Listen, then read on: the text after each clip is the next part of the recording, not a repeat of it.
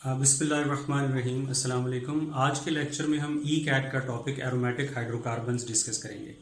Aromatic hydrocarbon Punjab की text book में chapter number 9 का पूरा एक चैप्टर है। ये चैप्टर ये और इसके साथ एक एल्डिहाइड कीटोन, ये दो ऐसे चैप्टर हैं जिनकी एक एक लाइन और एक एक वर्ड बहुत इंपॉर्टेंट है एमसीक्यू के लिए।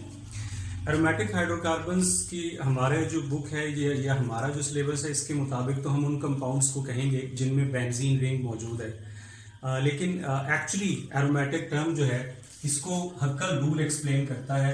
अकॉर्डिंग टू हक्कल रूल, अगर किसी मॉलिक्यूल में, साइक्लिक मॉलिक्यूल में 4n+2 डीलोकलाइज्ड पाई इलेक्ट्रॉन्स मौजूद हैं एंड डीलोकलाइज्ड पाई इलेक्ट्रॉन जिसमें कॉन्जुगेशन होगी तो उसको हम एरोमेटिक सिस्टम कहेंगे। अब n की वैल्यू इसमें कम से कम 1 है, तो अगर आप n = 1 पुट करें तो ये आंसर आएगा 6। तो आपके सिस्टम में 6 इलेक्ट्रॉन होंगे जो कि बेंजीन में है, इसलिए बेंजीन जो है वो सिंपलेस्ट एरोमेटिक कंपाउंड होता है।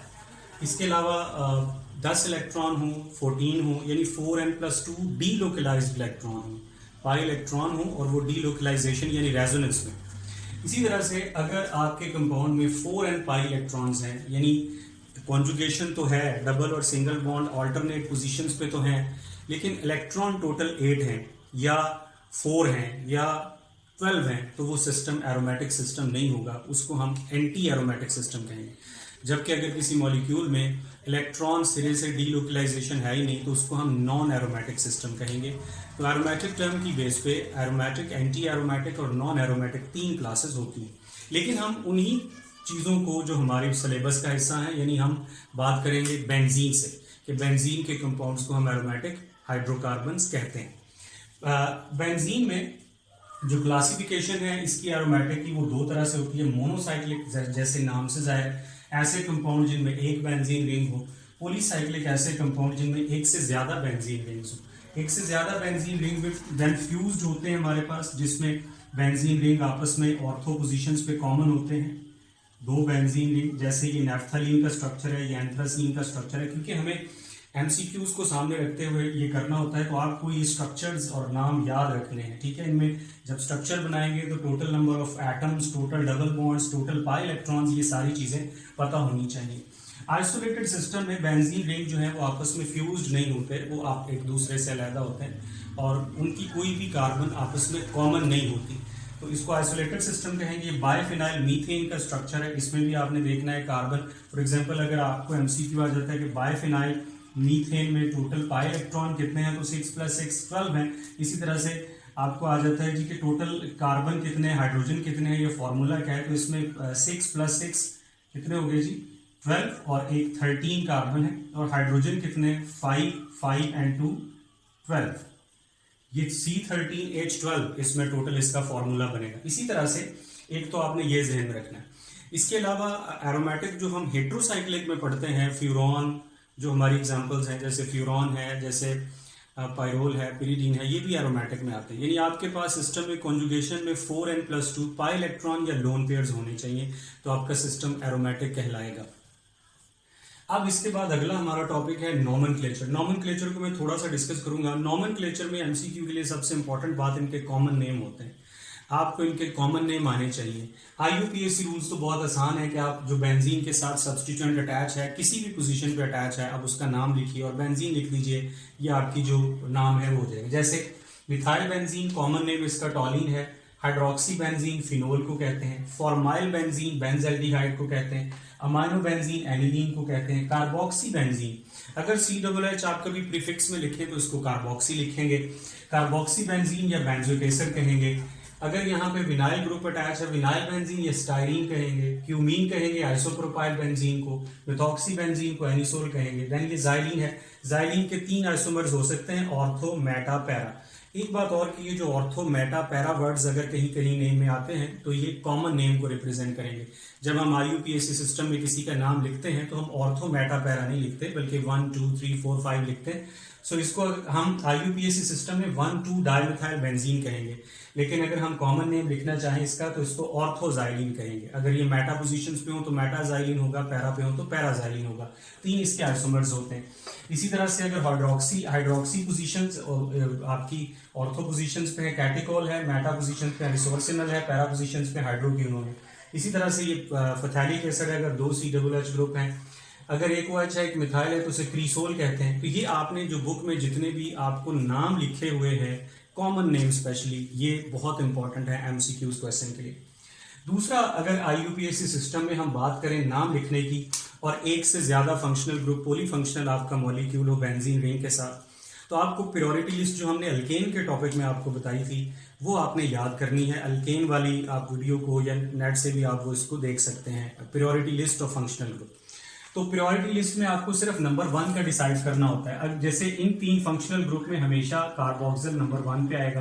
बेंजीन की टोटल 6 पोजीशन है जिसमें नंबर 1 पे कार्बन, बस आपको नंबर 1 का डिसाइड करना होता है। बाकी नंबरिंग आपने उस तरफ से करनी है कि दूसरा जो सब्स्टिट्यूएंट है उसको लोएस्ट पॉसिबल नंबर दिया जाए। तो इसका नाम होगा जी 2, 3, 4, 5, 6। अब हम ये जो आपका नंबर 1 पे है तो बेंजीन के साथ एंड पे आएगा, ये तो आपका मेन फंक्शनल ग्रुप है। बाकी जो सब्स्टिट्यूएंट्स हैं उनके नाम हम अल्फाबेटिक ऑर्डर में लिखेंगे। अल्फाबेटिक ऑर्डर में तो अमाइनो पहले आएगा, हाइड्रोक्सी बाद में आएगा, 4 अमाइनो 2 हाइड्रोक्सी बेंजोइक एसिड। इसी तरह से आप इस कंपाउंड का नाम लिखेंगे, हाइड्रोक्सी पहले आता है। अब नंबरिंग इधर से करेंगे 2, 3, 4, 5 ब्रोमो, 2 नाइट्रो। नाइट्रो सबसे एंड पे पॉलीफंक्शनल ग्रुप में जो प्रायोरिटी लिस्ट में सबसे एंड वाला ग्रुप जो है वो नाइट्रो है। नाइट्रो से पहले हैलोजेंस हैं। अगर हैलोजेंस भी हों, डिफरेंट हैलोजेंस हों, तो हम अल्फाबेटिक ऑर्डर को फॉलो करेंगे। तो इस तरह से हम इनके नाम लिखेंगे। इसके बाद नॉमेनक्लेचर के बाद हमारा टॉपिक इसका स्ट्रक्चर आता है बेंजीन का। तो बेंजीन को 1825 में बेटे डिस्कवर किया गया, माइकल फैराडे ने इसको डिस्कवर किया। बेंजोइन नामी एक प्लांट था जिससे ये डिस्कवर हुआ और फर्स्ट टाइम इसकी प्रिपरेशन बेंजोइक एसिड से की गई, इसलिए भी इसे बेंजीन कहते हैं। इसको फर्स्ट टाइम कोल टार से आइसोलेट किया हॉफमैन ने 1845 में, और पहला इसका जो सही स्ट्रक्चर है वो 1865 में कैक्यूल ने दिया। इस 1825 से 1865 तक बहुत सी कोशिश की गई इसके स्ट्रक्चर्स को बताने की, लेकिन जो भी इसका स्ट्रेट चेन स्ट्रक्चर बताते थे वो रूल आउट हो जाता था, वो गलत साबित हो जाता था, क्योंकि बेंजीन में वो प्रॉपर्टीज नहीं थी जो हम स्ट्रक्चर्स में बना के एक्सपेक्ट करते थे। जैसे इसका फॉर्मूला CH है, एलिमेंटल एनालिसिस वगैरह करके हमने फाइंड किया कि इसका फॉर्मूला CH है। तो CH formula highly unsaturated compound का होगा। अनसैचुरेटेड जब आप कंपाउंड का स्ट्रक्चर बनाते हैं, और हमारी बुक में 2 बने भी हुए हैं, तो उससे सिर्फ ये नहीं कि 2 बने, तो बहुत सारे स्ट्रक्चर बना के कोशिश की गई, लेकिन हमारा जो नॉलेज है उन अनसैचुरेटेड कंपाउंड्स के बारे में और बेंजीन का जो एक्सपेरिमेंटल रिजल्ट है वो मैच नहीं करते थे, इसलिए हमने उन स्ट्रक्चर्स को रूल आउट किया। बहरहाल 1865 में इसका स्ट्रक्चर बताया गया। अब इसमें ये वाले जो 2 स्ट्रक्चर है रेजोनेटिंग स्ट्रक्चर्स, ये कैक्यूल स्ट्रक्चर है, इसमें पाई इलेक्ट्रॉन की पोजीशन आप देखेंगे चेंज हो रही है, जिसे रेजोनेंस कहते हैं। एक तो रेजोनेंस में आपने जहन में रखना है कि सिर्फ जो चीज चेंज होती है, ये बड़ा इंपॉर्टेंट MCQ है, वो सिर्फ इलेक्ट्रॉन्स की पोजीशन है, पाई इलेक्ट्रॉन्स की पोजीशन है, ठीक है। उससे बाकी नंबर ऑफ एटम सेम रहते हैं, मॉलिक्यूलर फॉर्मूला सेम रहता है, स्ट्रक्चर सेम रहता है, सिर्फ पोजीशन चेंज होती है इलेक्ट्रॉन्स की। ये आपके रिवार्ड स्ट्रक्चर है जिसमें 1-4 ओवरलैपिंग भी उसने कहा पॉसिबल है। इन स्ट्रक्चर का कम कंट्रीब्यूशन है क्योंकि ये इतनी ज्यादा दूर जो ओवरलैपिंग है ये फिजिबल नहीं होती। फिर एक्चुअली जो स्ट्रक्चर है वो इन सब का हाइब्रिड होता है, जिसे रॉबिन्सन ने बताया कि वो ये वाला स्ट्रक्चर, इसीलिए हम बेंजीन का ये वाला स्ट्रक्चर जो है वो लिखते हैं। इसमें ये साइकिल शो करता है कि आपके जो इलेक्ट्रॉन है इसके अंदर वो जहां भी हैं वो एक्चुअली मूव करते हैं, किसी फिक्स पोजीशन में नहीं है। उसके बाद जब ये स्ट्रक्चर हमें बता दिया गया तो हमारे बहुत से प्रॉब्लम जो बाकी स्ट्रक्चर्स पे थे, स्ट्रेट चेन स्ट्रक्चर पे, वो सॉल्व हो गए। लेकिन इसके बावजूद एक ऑब्जेक्शन जो इसके ऊपर था वो ये था कि इस कंपाउंड में भी तो बहुत ज्यादा अनसैचुरेशन मौजूद है, डबल बॉन्ड है, तो फिर ये सैचुरेटेड कंपाउंड्स की तरह बिहेव क्यों करता है, ये क्यों अपने आप को KMnO4 से रिएक्शन नहीं करता या अल्केन्स की तरह शो करता है।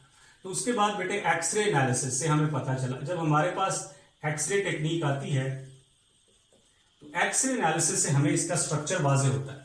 उसने कहा कि कैक्यूल का स्ट्रक्चर बिल्कुल ठीक है। एक्सरे एनालिसिस में आपने याद रखना है कि इस स्ट्रक्चर का नाम, बेंजीन का जो स्ट्रक्चर है वो हेक्सागोनल प्लेनर है, यानी बेंजीन में 6 कार्बन है, 6 हाइड्रोजन्स हैं और ये प्लेनर स्ट्रक्चर है और सारे के सारे एटम बिल्कुल प्लेन है। बेंजीन का जो carbon to carbon bond angle है ये 120 डिग्री है। बेंजीन की जो carbon to carbon bond length है ये 1.397 एंगस्ट्रॉम है, और बेंजीन की जो carbon to hydrogen bond length है ये 1.09 एंगस्ट्रॉम है। ये एक्सरे एनालिसिस से हमें पता चला। अब इसकी बॉन्ड लेंथ जो है ये अल्कीन से ज्यादा है और अल्केन से कम है। अल्कीन की बॉन्ड लेंथ 1.34 और अल्काइन की बॉन्ड लेंथ अल्केन की बॉन्ड लेंथ 1.54 होती। 1.397 ये हमें याद रखना है। फिर उसके बाद बाकी का जो ऑब्जेक्शन था कि ये सैचुरेटेड की तरह बिहेव क्यों करता है, ये मॉलिक्यूलर ऑर्बिटल हाइब्रिडाइजेशन या मॉलिक्यूलर ऑर्बिटल ट्रीटमेंट जब हमारे पास आई, जब हाइब्रिडाइजेशन का कॉन्सेप्ट आया, उससे हमें पता चला कि एक्चुअली होता क्या होता है। इसमें यह है कि बेंजीन में, क्योंकि इसमें हर कार्बन के साथ एक डबल बॉन्ड है, तो बेंजीन की यहाँ पे sp2 हाइब्रिडाइजेशन होती है। बेंजीन में हर कार्बन की हाइब्रिडाइजेशन sp2 होती है, जिसमें ये वाले 3 ऑर्बिटल हाइब्रिड होते हैं और ये वाला जो ऑर्बिटल है ये अनहाइब्रिड होता है। हर कार्बन के 3 ऑर्बिटल हाइब्रिड होते हैं। उन 3 में से जो 2 ऑर्बिटल हैं वो साथ वाले कार्बन से ओवरलैप करते हैं और एक जो है वो हाइड्रोजन से। 2 कार्बन से, 1 हाइड्रोजन से, हर कार्बन। इस तरह से अगर हम इसका थोड़ा सा एनालिसिस करें तो इसमें जो इस स्ट्रक्चर में टोटल जो हाइब्रिड ऑर्बिटल्स हैं, टोटल हाइब्रिड ऑर्बिटल्स वो 18 हैं, हर कार्बन के 3।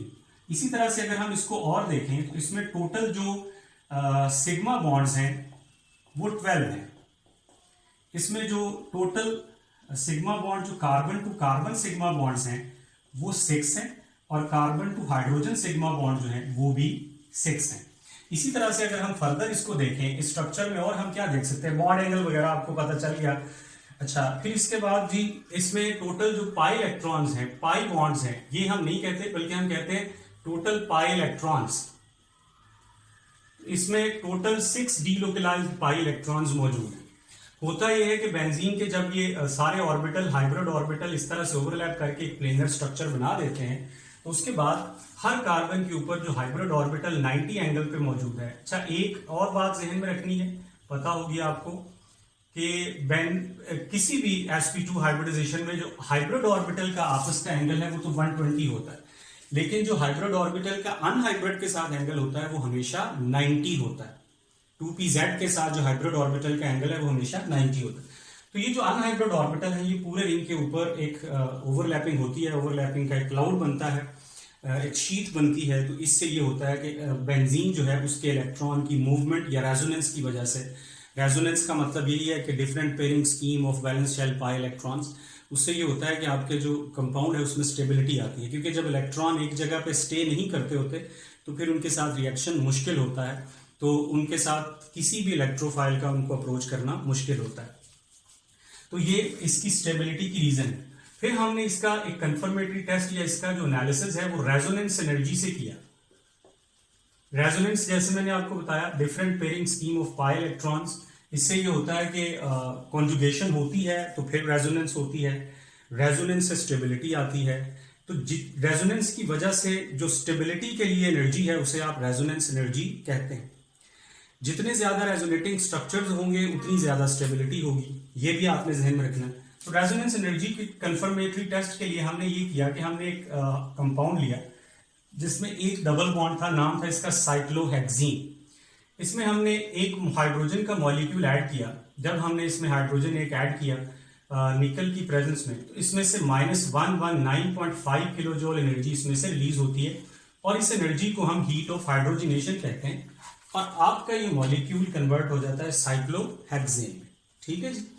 अब हीट ऑफ हाइड्रोजनेशन, हाइड्रोजनेशन के दौरान जो एनर्जी रिलीज होती है, जितनी ये एनर्जी ज्यादा रिलीज होगी उतना ये कंपाउंड ज्यादा रिएक्टिव होगा। Greater the value of heat of hydrogenation, greater will be the reactivity and less will be the stability. तो ये वैल्यू अगर ज्यादा है तो रिएक्टिविटी ज्यादा है, अगर कम है तो रिएक्टिविटी कम है। अब हम एक्सपेक्ट ये करते हैं कि अगर इसी तरह से आपके मॉलिक्यूल में 2 डबल बॉन्ड 1,3 साइक्लोहेक्साडाइल 2 डबल बॉन्ड हो, तो जाहिर है उसमें 2 हाइड्रोजन ऐड होंगे, अमाउंट ऑफ हाइड्रोजन डबल होगी, तो उसमें जो हीट ऑफ हाइड्रोजनेशन हम एक्सपेक्ट करते हैं वो हमारी है इसका डबल। इसका डबल का मतलब है -239 किलो जूल, जबकि जब हम उसको एक्चुअल वैल्यू को देखते हैं तो वो -231 है। -231 वैल्यू कम होने का मतलब ये है कि एनर्जी जो है वो कम रिलीज हुई है, इसका मतलब इस कंपाउंड ने थोड़ी सी स्टेबिलिटी शो की है और उसकी वजह जो है वो कॉन्जुगेशन। फिर हमने जो बेंजीन की तरह का एक साइक्लिक एल्कीन हाइपोथेटिकल कंपाउंड इसका नाम रखा, जिसको 135 हेक्साट्राईन कहते हैं। इसमें 3 डबल बॉन्ड है तो 3 हाइड्रोजन ऐड होंगे। अब इसमें से जो हीट ऑफ हाइड्रोजनेशन होगी, जो एनर्जी रिलीज होनी चाहिए, वो इसका 3 गुना होनी चाहिए, दैट इज -3। एक्सपेक्टेड एनर्जी जो है इसकी वो -358.5 है किलोजूल में, जबकि जब हमने एक्चुअली इसकी एनर्जी मेजर की तो वो -208 था। अब इन दोनों का जो डिफरेंस है इसको रेजोनेंस एनर्जी कहते हैं। रेजोनेंस एनर्जी क्या है? Actual heat of hydrogenation minus expected heat of hydrogenation, -208 -358.5 तो +150.5। तो रेजोनेंस एनर्जी बेंजीन की कितनी है? +1.5। क्या होती है difference between actual heat of hydrogenation and expected heat of hydrogenation? किस चीज को रिप्रेजेंट करती है? कंपाउंड की स्टेबिलिटी को। अब ये इतना ज्यादा डिफरेंस आने का मतलब ये है कि जितनी एनर्जी इसमें से रिलीज होनी चाहिए, जितना इसको ज्यादा रिएक्टिव होना चाहिए, एक्चुअली ये उतना ज्यादा रिएक्टिव नहीं है, बल्कि ये स्टेबल कंपाउंड। बहरहाल इसकी स्टेबिलिटी की रीजन यही है, ये वाली जो यहाँ पे हमने डीलोकलाइजेशन ऑफ इलेक्ट्रॉन, रेजोनेंस, जहां पे रेजोनेंस होगी वहां पे स्टेबिलिटी आएगी। तो ये वैल्यूज आपको याद रखनी है। हीट ऑफ हाइड्रोजनेशन प्लस में होती है, माइनस में नहीं, ठीक है? ये हमें जहन में रखना है। आगे चलते हैं जी। हमारा इसमें स्ट्रक्चर के बाद और इसकी इस रीजन के बाद कि ये स्टेबल कंपाउंड है, क्योंकि ये बड़ा इंपॉर्टेंट कंपाउंड है, ये इससे हम बहुत सारी इंपॉर्टेंट चीजें, प्रोडक्ट्स बना सकते हैं। तो इसलिए हम इसकी प्रिपरेशंस के बारे में डिस्कस करेंगे जो हमारी बुक में दी गई है। बेंजीन की प्रिपरेशंस है, तो यहाँ पे मैं बेंजीन बनाता हूँ और इसकी प्रिपरेशंस के बारे में मैं आपके साथ शेयर करूँ। ये बेंजीन, पहले मैं बात करूंगा प्रिपरेशन। इसकी जो प्रिपरेशंस हैं वो 2 तरह से एक्सप्लेन की गई हैं। पहली इसकी प्रिपरेशंस हैं किसी ऐसे कंपाउंड से जिसमें बेंजीन रिंग मौजूद नहीं है, अल्केन से या एसिटाइलिन से या किसी ऐसे कंपाउंड से जिसमें बेंजीन रिंग नहीं। फिर लेबोरेटरी मेथड में वो प्रिपरेशंस है जिसमें जो भी हमारा कंपाउंड है उसमें बेंजीन रिंग पहले से मौजूद है। तो पहली इसकी प्रिपरेशन है, देखिए ये हमारे पास है, आपके पास कंपाउंड साइक्लोहेक्सेन। साइक्लोहेक्सेन का फॉर्मूला होता है C6H12। इससे हमने हाइड्रोजन को रिमूव कर दिया, 3 हाइड्रोजन मॉलिक्यूल्स को निकल की प्रेजेंस में 250 डिग्री सेल्सियस पे, तो ये हमारे पास बेंजीन बन गया। ठीक है, साइक्लोहेक्सेन की डीहाइड्रोजिनेशन से बेंजीन आपके पास आ जाता है। दूसरा बेटे मेथड है इसी का, एसिटाइलिन की पॉलीमराइजेशन से। ये आप अल्काइन के चैप्टर में भी, अल्काइन के टॉपिक में भी पढ़ते हैं। पॉलीमराइजेशन ऑफ एसिटाइलिन के लिए आप इसमें ऑर्गेनोनिकल कैटलिस्ट यूज करेंगे तो 70 डिग्री सेल्सियस टेम्परेचर होगा। अगर आप इसमें कॉपर ट्यूब यूज करेंगे तो 300 डिग्री सेल्सियस टेम्परेचर होगा और बेंजीन बनेगी। Polymerization of acetylene. तीसरा है जी अल्केन से।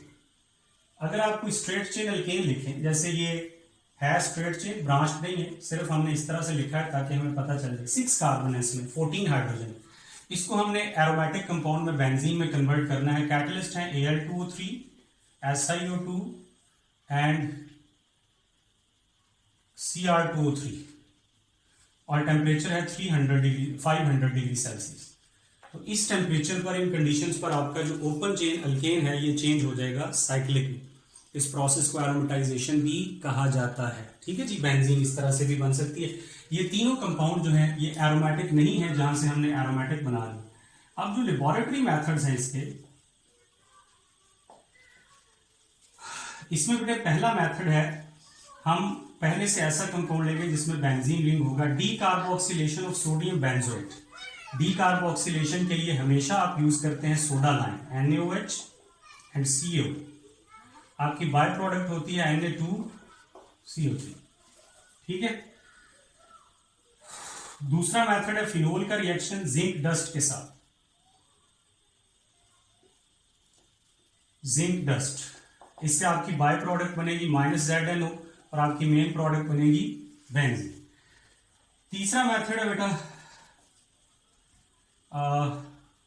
बेंजीन सल्फोनिक एसिड का रिएक्शन आपने करवाना है वाटर से, यानी hydrolysis of benzene sulphonic acid. इससे आपकी जो बाय प्रोडक्ट बनेगी वो H2SO4 होगी और आपकी मेन प्रोडक्ट जो है वो बेंजीन। अच्छा, फिर एक मेथड और है जिसमें बेंजीन तो नहीं बनता, लेकिन अल्काइल बेंजीन आप बना सकते हैं। उसको आप वर्ड्स फिटिंग रिएक्शन कहते हैं, वर्ड्स फिटिंग मेथड। इस मेथड में हम क्या करते हैं कि फिटिंग के मेथड से हम जो है इसको हेल्प लेते हैं कि हम एराइल बेंजीन और जो है वो क्लोरोबेंजीन और अल्काइल जो हेलाइड्स हैं इनका रिएक्शन आपस में करवाते हैं सोडियम की प्रेजेंस में और ड्राई ईथर की प्रेजेंस में। इससे आपके पास जो है वो अल्काइल बेंजीन आपकी जो प्रोडक्ट है वो बन जाएगी C2H5 प्लस इसके बाद बन जाएगा NaCl 2NaCl। तो ये वर्ड्स फिटिंग रिएक्शन है। वर्ड्स रिएक्शन होता है जिसमें हम अल्काइल हेलाइड से अल्केन बनाते हैं। फिटिंग ने एक और आइडिया दिया कि हम अगर एराइल हेलाइड्स बनाना, एराइल अल्केन बनाना चाहें तो वो भी हमारे पास मेथड मौजूद है, अल्काइल हेलाइड का रिएक्शन क्लोरोबेंजीन के साथ। इससे भी आप ये प्रोडक्ट बना सकते हैं। फिर हम इसके रिएक्शंस के बारे में बात करें। बेंजीन के जो रिएक्शंस हैं उनको हम 3 हिस्सों में डिवाइड करेंगे। बेंजीन में एडिशन होती है, मुश्किल है थोड़ी सी, सब्सटीट्यूशन प्रेफर्ड होती है लेकिन एडिशन भी होती है। बेंजीन में सब्सटीट्यूशन होती है और बेंजीन में ऑक्सीडेशन होती है, पॉलीमराइजेशन या एलिमिनेशन नहीं होती। तो सबसे पहले इसके एडिशन रिएक्शन हम डिस्कस करेंगे। तो ये जो पहला इसका रिएक्शन है जिसमें बेंजीन में हम हाइड्रोजन ऐड करेंगे निकल की प्रेजेंस में, इसमें ये साइक्लोअल्केन में कन्वर्ट होगा, ये इसका एडिशन रिएक्शन। ठीक है, इसी तरह से क्योंकि और 3 हाइड्रोजन के मॉलिक्यूल ऐड होंगे, इसी तरह से अगर हम इसमें क्लोरीन ऐड करते हैं तो वो भी 3 मॉलिक्यूल ऐड होंगे निकल की प्रेजेंस, सनलाइट की प्रेजेंस में ये रिएक्शन होगा, फ्री रेडिकल इसका मैकेनिज्म होगा। इसमें आपकी जो प्रोडक्ट है वो बनेगी HCl। हर कार्बन के साथ हाइड्रोजन तो बेंजीन में ऑलरेडी होता है, हर कार्बन के साथ एक एक क्लोरीन भी आ जाएगा और इसका नाम होगा 1 2 3 4 5 6 हेक्साक्लोरो साइक्लोहेक्सेन। ये 2 रिएक्शन हैं जो बेंजीन को अनसैचुरेटेड कंपाउंड के तौर पे बताते हैं कि बेंजीन में। तो इस तरह से इसके 2 जो हैं वो बेंजीन के एडिशन रिएक्शन है जो बेंजीन में बेंजीन को एक अनसैचुरेटेड कंपाउंड के तौर पे जो है वो शो करते हैं। बेंजीन के जो सब्सटीट्यूशन रिएक्शंस हैं ये हमारी बुक में 5 हैं। ठीक है, इनमें सबसे पहला जो रिएक्शन वो हैलोजन के साथ है। सब्सटीट्यूशन रिएक्शन में बेंजीन सब्सटीट्यूट अल्केन की तरह बिहेव करता है, सैचुरेटेड हाइड्रोकार्बन की तरह। हैलोजिनेशन में हैलोजन से रिएक्शन होगा, FeCl3 इसमें कैटलिस्ट होगा और क्लोरोबेंजीन या हेलोबेंजीन प्रोडक्ट बनेगी, HCl बाय प्रोडक्ट होगा। अब जो मेन चीज इसमें आपको याद रखनी है फर्दर वो ये कि हर इस रिएक्शन के मैकेनिज्म में इलेक्ट्रोफाइल क्या चीज है, यानी जो एक्टिव एजेंट है रिएक्शन करने वाला वो क्या है। ये बेंजीन है जिसका रिएक्शन होगा, ये रिएक्टिंग रीजेंट है, इससे बनने वाला जो बेंजीन के साथ लगा होता है वो जो है वो इलेक्ट्रोफाइल है। बेंजीन के साथ हैलोजन लगा हुआ है तो हैलोजन इलेक्ट्रोफाइल है विद पॉजिटिव साइन। इसका जो एक जनरल मैकेनिज्म है वो थोड़ा सा मैं आपको एंड पे डिस्कस कर दूंगा। एक बात लेकिन हैलोजिनेशन में याद रखनी है, हैलोजिनेशन का 3 तरह से रिएक्शन होता है बेंजीन से हैलोजन का। एक सनलाइट की प्रेजेंस में है जिसमें एडिशन होती है, दूसरा जो है ये सनलाइट की प्रेजेंस में है। दूसरा जो रिएक्शन है एक जो हैलोजन का रिएक्शन है ये निकल की प्रेजेंस में होता है, सनलाइट की प्रेजेंस में ये वाला ये रिएक्शन होता है। दूसरा जो इसका रिएक्शन है वो FeCl3 की प्रेजेंस में होता है। तीसरा है अगर बेंजीन के साथ कोई अल्काइल चेन मौजूद है तो फिर हैलोजन का सनलाइट की प्रेजेंस में अगर रिएक्शन करवाएंगे तो वो साइड चेन पे रिएक्शन होगा, बेंजीन के अंदर एडिशन नहीं होगी और ये आपकी प्रोडक्ट बनेगी that is benzyl chloride, Br से बेंजाइल ब्रोमाइड बनेगा, लेकिन यहाँ पे सनलाइट होगा। अगर यही रिएक्शन FeCl3 की प्रेजेंस में होता तो फिर ऑर्थो और पैरा क्लोरोटोलीन बनते। ठीक है, जहन में रखना है कि आपके एरो के ऊपर क्या चीज है, आपने किस चीज के जरिए रिएक्शन करवाया। बेंजीन के साथ CH2 हो तो इसे बेंजाइल कहते हैं, फिर एक हो हाइड्रोजन हो तो बेंजल कहते हैं, 0 हाइड्रोजन हो तो बेंजो कहते हैं, ये हम पहले भी डिस्कस कर चुके हैं। नाइट्रेशन में सब्सटीट्यूशन ऑफ नाइट्रेशन को नाइट्रेशन कहते हैं, NO2 को नाइट्रेशन कहते हैं। नाइट्रिक एसिड से रिएक्शन होता है, H2SO4 से कैटलिस्ट है, दोनों कॉन्सेंट्रेटेड है, ये रिएक्टिंग रीजेंट है।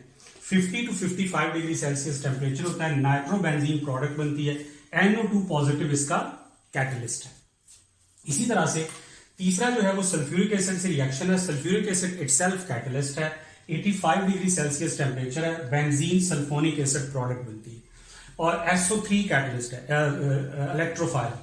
इन तमाम रिएक्शन में ये एक सल्फोनेशन एक ऐसा रिएक्शन है जिसका इलेक्ट्रोफाइल न्यूट्रल है। बाकी इन रिएक्शंस में जो इलेक्ट्रोफाइल है वो सारे पॉजिटिव साइन के साथ होते हैं। तो इन रिएक्शंस की एक एक बात एमसीक्यू है, एक एक बात। इलेक्ट्रोफाइल क्या है, रिएक्टिंग रीजन क्या है, H2SO4 जो यूज करते हैं वो डाइल्यूट है या कॉन्सेंट्रेटेड है, ETC। अब फ्रीडल क्राफ्ट रिएक्शंस दो हैं, एक है अल्काइल हैलाइड से रिएक्शन जिसमें आप टॉलिन बनाते हैं, टॉलिन क्या है, अल्काइल बेंजीन बनाते हैं, AlCl3 एक लियोस बेस, AlCl3 क्या है, लियोस एसिड कैटलिस्ट है, और HCl इसमें बाय प्रोडक्ट बनती है। इसका इलेक्ट्रोफाइल क्या है, R पॉजिटिव, ठीक है। अगर CH3Cl से रिएक्शन करवाते हैं तो CH3 positive. Friedel Crafts acylation में एसाइल हैलाइड से रिएक्शन होता है, एसिड हैलाइड से रिएक्शन होता है, ठीक है जी, और आपकी प्रोडक्ट बनती है ये जिसका नाम है जिसको कीटोन कहते हैं। अब यहां पे बड़े इंपॉर्टेंट एमसीक्यू है। एक तो AlCl3 कैटलिस्ट है फ्रीडल क्राफ्ट एसाइलेशन में, जो रिएक्शन जिसके साथ होता है उसका नाम बड़ा इंपॉर्टेंट है, ठीक है। अगर आपको इसका IUPAC नेमिंग आपको आनी चाहिए एसिड हैलाइड की। फॉर एग्जांपल कहा जाता है एथेनॉइल क्लोराइड, इसका मतलब यहाँ पे 2 कार्बन है। प्रोपेनॉइल क्लोराइड 3 कार्बन है। OYl जो है वो एसिड हैलाइड के नाम के एंड पे आता है। इसी तरह से इसका जो इलेक्ट्रोफाइल है वो एसिलियम आयन है, एसिटाइलिनियम आयन है, एसिटाइलिनियम, ठीक है, RC, और यहाँ पे कार्बन पॉजिटिव चार्ज है। प्रोडक्ट जो बनती है वो कीटोन है। अगर यहाँ पे CH3 होगा तो आपकी जो प्रोडक्ट बनेगी वो उसका नाम होगा एसीटोफिनोन। ये आपने ध्यान में रखना है। अल्काइल बेंजीन वाले में एक बड़ी इंपॉर्टेंट बात है कि अगर आप रिएक्शन करवाते हैं प्रोपाइल क्लोराइड का, चाहे वो प्रोपाइल 1 क्लोरोप्रोपाइल हो या 2 क्लोरोप्रोपाइल हो, दोनों सूरतों में आपकी प्रोडक्ट क्यूमीन बनेगी। दोनों सूरतों में आपकी जो प्रोडक्ट है ये ध्यान में रखिएगा, ये बनेगी CH3CH3 due to stability of carbocation. अगर आप एसिड प्रोपाइल क्लोराइड का रिएक्शन करवाते हैं, चाहे 1 प्रोपाइल क्लोराइड हो या 2 प्रोपाइल क्लोराइड हो, तो आपकी प्रोडक्ट क्या बनेगी, क्यूमीन आइसोप्रोपाइल क्लोराइड। ये इसके सब्स्टिट्यूशन रिएक्शंस हैं जिनमें आपको ध्यान में रखना है क्या चीज, catalyst, electrophile, reacting reagent, product जो बनती है, ठीक है। अच्छा, फिर इसके बाद ऑक्सीडेशन रिएक्शन हमारी बुक में बेंजीन के 3 हैं। ऑक्सीडेशन रिएक्शन में पहला रिएक्शन कंबस्शन है। हमें पता होता है कि कार्बन डाइऑक्साइड और वाटर बनती है और एक्सोथर्मिक रिएक्शन होता है। ये बड़ा इंपॉर्टेंट रिएक्शन है जिसे कैटालिटिक ऑक्सीडेशन कहते हैं। कैटालिटिक ऑक्सीडेशन में बेंजीन का रिएक्शन KMnO4 से तो नहीं होता, लेकिन V2O5 इसको ऑक्सीडाइज कर देगा। V2O5 इसको ऑक्सीडाइज करके पहले कन्वर्ट करेगा मैलिएक एनहाइड्राइड में, और मैलिएक एनहाइड्राइड की आगे हाइड्रोलिसिस होगी तो आपकी प्रोडक्ट बनेगी मैलिएक एसिड, ठीक है जी। इसका मतलब बेंजीन की ऑक्सीडेशन से, कैटालिटिक ऑक्सीडेशन की प्रोडक्ट क्या होती है, मैलिएक एसिड। फिर ओजोनोलाइसिस ऑफ बेंजीन अगर आप करेंगे तो आपकी प्रोडक्ट ग्लाइऑक्सल बनेगी, ग्लाइऑक्सल, ठीक है। 3 मॉलिक्यूल्स ऑफ ग्लाइऑक्सल ओजोनोलाइसिस से पहले बनेगा C6H6O9, यानी ओजोन के जो 3 मॉलिक्यूल्स हैं वो ऐड होंगे, फिर फर्दर उसका जो रिएक्शन है वो होके आपकी ग्लाइऑक्सल मेन प्रोडक्ट बनेगी। प्रोडक्ट का नाम जहन में रखा करें। तो आज ये एक बड़ी जरूरी बात है कि जब आप इस तरह के केमिकल रिएक्शंस जिनमें आमतौर पर स्टूडेंट्स कंफ्यूज होते हैं, तो बेटे किसी भी चैप्टर को याद करने के लिए जरूरी ये होता है कि उसके जितने भी प्रिपरेशंस के मेथड हैं, जितने भी उसके रिएक्शंस हैं, वो सारे हमें बाय नेम याद हों। फिर हम उसकी प्रोडक्ट की तरफ जाते हैं, उनकी कंडीशंस की तरफ जाते हैं, ठीक है। फिर पता हो कि कितने मेथड्स हैं प्रिपरेशन के, कितने इसके रिएक्शंस हैं, तो हम इसको सॉल्व कर सकते हैं। ये बेंजीन का प्रिपरेशन भी और रिएक्शन भी, 2 इसके एडिशन रिएक्शन है, 5 इसके सब्स्टिट्यूशन रिएक्शंस हैं, और 3 इसके ऑक्सीडेशन रिएक्शन। अब मैं आपको एक जनरल मैकेनिज्म के साथ जो है वो शो कर देता हूं कि एक्चुअली इसमें क्या होता है। होता ये है बेटे कि फर्ज कीजिए कि मैं हैलोजन से रिएक्शन करवा देता हूं। बेंजीन का रिएक्शन होगा क्लोरीन से, ठीक है। FeCl3 कैटलिस्ट है और क्लोरोबेंजीन आपकी प्रोडक्ट बनी। ये जितने भी सब्स्टिट्यूशन रिएक्शन है, इनमें सबसे पहला जो स्टेप होता है वो इलेक्ट्रोफाइल की प्रिपरेशन होती है। उसमें इलेक्ट्रोफिलिक रीजेंट और जो कैटलिस्ट है ये आपस में रिएक्शन करते हैं। इसके नतीजे में आप एक इलेक्ट्रोफाइल जनरेट करते हैं, Cl पॉजिटिव। ये इलेक्ट्रोफाइल, अगले स्टेप में ये इलेक्ट्रोफाइल रिएक्शन करता है और ये मैकेनिज्म आपको फिंगर टिप्स पे याद होता है क्योंकि ये पेपर में बड़ा इंपॉर्टेंट क्वेश्चन। पाई इलेक्ट्रॉन के साथ और आपके पास एक कार्बोकेटाइन बन जाता है, ठीक है जी, क्लोरोबेंजीन हाइड्रोजन। ये जो कार्बोकेटाइन है याद रखिएगा ये प्लेनर नहीं है, ये टेट्राहेड्रल है। इसकी ये वाली कार्बन, ये वाली जो कार्बन है सिंगल बॉन्ड, ये sp3 है, ठीक है, ये प्लेनर है, लेकिन ये इंटरमीडिएट प्लेनर नहीं। फाइनली ये हाइड्रोजन रिमूव होती है, लेकिन इस हाइड्रोजन को रिमूव करता है वो पार्ट जो रिएक्शन के अंदर नेगेटिव साइन के साथ है। तो इस तरह से ये आपका जो प्रोडक्ट है हाइड्रोजन और Cl प्लस FeCl3, ये स्टेप्स होते हैं, ठीक है। इस तरह से हम इसके इलेक्ट्रोफाइल को याद करेंगे, इसके प्रोडक्ट का नाम याद करेंगे, इसके कैटलिस्ट का नाम याद करेंगे, तो हमें ये रिएक्शंस याद होते हैं। फाइनली इसका जो टॉपिक है वो है ओरिएंटेशन इन सब्स्टिट्यूशन, ठीक है। ओरिएंटेशन यानी ऑर्थो, मेटा और पैरा डायरेक्टिंग ग्रुप्स। इसमें हम सिर्फ इसकी बहुत ज्यादा डिटेल नहीं, सिर्फ हम जो एमसीक्यूज के पॉइंट ऑफ व्यू से इंपॉर्टेंट है वो बात बताएंगे। बेटे बेंजीन के साथ अगर कोई एक ग्रुप अटैच हो तो वो किसी भी पोजीशन पे आप लगा सकते हैं, उससे कोई फर्क नहीं पड़ता, मोनो सब्स्टिट्यूटेड प्रोडक्ट बनेगी क्योंकि नाम सेम रहेगा, यहां पे लगाओ, यहां पे लगाओ, यहां पे लगाओ। बट अगर एक ग्रुप पहले से अटैच हो और आप दूसरा ग्रुप अटैच करवाते हैं तो दूसरे ग्रुप का जो अटैच होना है वो पहला ग्रुप डिसाइड करेगा। इसके यहां पे भी होने के चांसेस हैं, यहां पे भी चांसेस हैं, यहां पे भी चांसेस हैं। अब होता यह है कि ज्यादा चांसेस जो है वो यहाँ पे इन पोजीशंस पे होते हैं, ऑर्थो पोजीशंस पे 40% है, यहाँ पे 20% है, 40 है, यहाँ पे जो है वो 20 है। लेकिन एक्चुअल में ऐसा नहीं होता। इसने डिसाइड करना है कि ये जो नया आने वाला ग्रुप है ये कहाँ लगेगा, तो ऑर्थो, मेटा या पैरा पे भेजने वाला ये ग्रुप होता है। अब एक बात की ज़हन में रखिएगा कि ये ग्रुप जो है इलेक्ट्रॉन या तो डोनेट करेगा या इलेक्ट्रॉन विथड्रॉ करेगा। अगर ये इलेक्ट्रॉन डोनेट करेगा तो भी ऑर्थो पैरा पोजीशंस पे, अगर डोनेट विथड्रॉ करेगा तो भी ऑर्थो पैरा पोजीशंस पे। तो ये जो ग्रुप है इसका जो इफेक्ट है वो सिर्फ ऑर्थो और पैरा पोजीशन पे होता है। ऑर्थो पैरा पोजीशन पे ये इलेक्ट्रॉन डेंसिटी को कम भी कर सकता है और ज्यादा भी कर सकता है। अब इसमें हम ये देखेंगे, हम दो हिस्सों में इसको डिवाइड करेंगे, ortho para directing groups. Ortho para directing groups में दो तीन बातें हैं। एक तो ये जो ग्रुप है ये आपका ग्रुप इलेक्ट्रॉन डोनेटिंग होगा, ठीक है, इलेक्ट्रॉन डोनेटिंग होगा। दूसरी बात ये जो है एक्टिवेटिंग होगा, यानी बेंजीन की रिएक्टिविटी को इंक्रीज करेगा।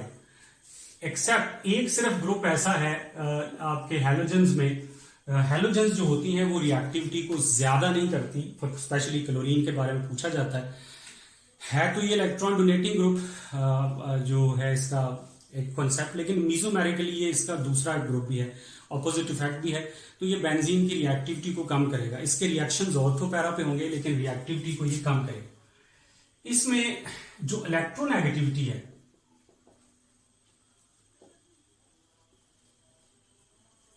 Atom, electronegativity of atom bonded directly with benzene is greater than other atoms।